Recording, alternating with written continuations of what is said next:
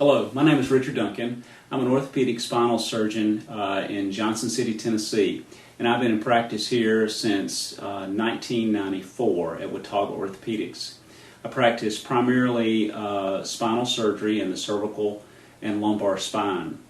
I've created these videos in an attempt to give you an overview and an idea of what a typical procedure involves. Each procedure is different, each patient is different, each pathology is different, and it's important to understand that, again, this is a typical experience, and there's specific risk and benefits that go along with each procedure, and you and I will carefully go over that in the office and discuss each procedure and the risk associated with that.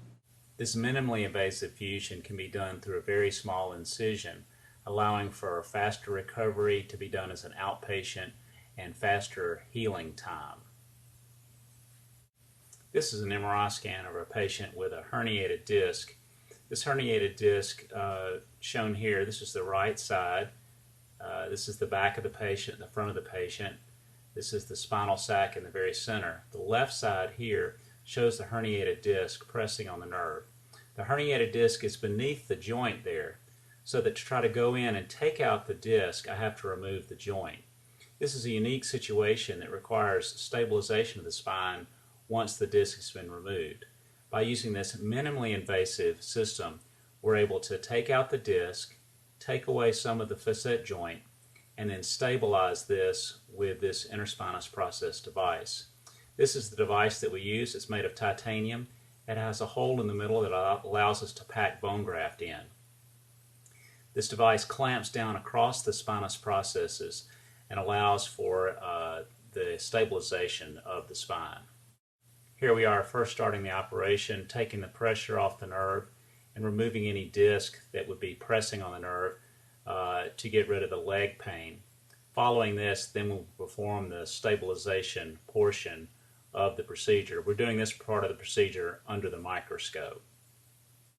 We're now preparing the device by placing bone putty and some of the patient's own bone into the barrel of the device. Once we've done that, we then use the instrumentation to carefully place the device in between the spinous processes. Once we've placed it between the spinous processes, we remove the rest of the instrumentation, which allows us to leave the device in place. Once the device is in place, then we have a series of clamps that goes on and allows us to clamp down along the spinous processes.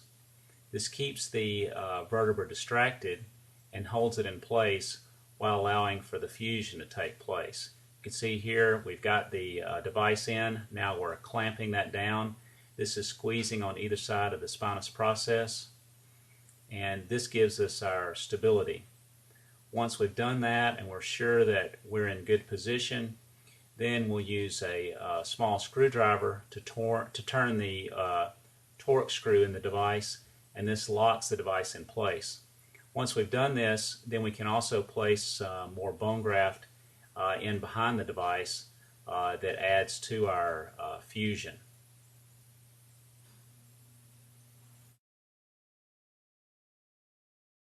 This is a post-operative x-ray of the device in place, clamped across the spinous processes of L4 and L5.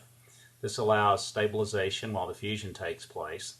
The patient is up and moving in a brace, can return to driving and to office work within 7 to 10 days, using the brace to avoid bending and twisting lifting for the first 8 weeks.